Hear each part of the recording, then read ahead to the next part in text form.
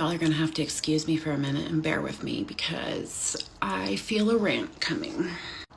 I have an aide here with Dad this morning, so I went to the gym to sweat it out a little bit before I got my day started, and that went south real quick. And guys, just a trigger warning, this might be a little bit of a hot take and controversial, so if you don't have anything nice to say or just middle ground, then just keep scrolling. You don't have to watch.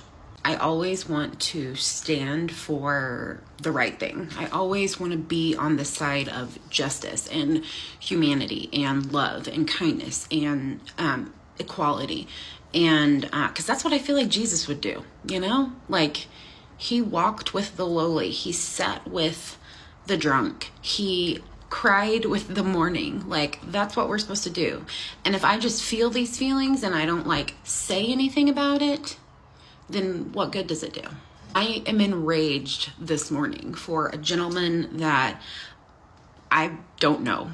While I was at the Y, I witnessed a situation that was just downright ugly. No one got hurt, thank God, physically, but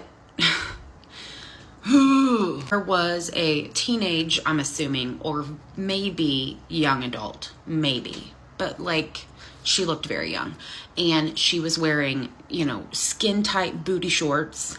You could see everything. And there was a gentleman, and he happened to be African American, and he was looking in her direction for no more than a second or two. And all of a sudden, it turns into her accusing him of staring at her and making her feel uncomfortable. And then all of a sudden, all these other people are involved and over an accusation. And the black gentleman, he was so kind. I talked to him. He was so kind. And the YMCA manager, she got involved and she asked the gentleman to come and have a meeting about it in her office. And he was like, no, I got to get to work. I don't have time for that. And I wasn't doing anything. The next thing you know, the cops are called. And I saw all the things with my own eyes, and they were so forceful with him. I recorded it. So I went back and I rewatched the video to see if I'm remembering it properly or correctly, or if I'm, I wanted to make sure to check myself. They wouldn't have had to have done that if this little girl would have just covered up. And hear me.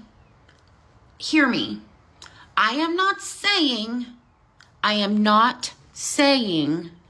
that someone should be harassed because of the way they dress. I am not saying that.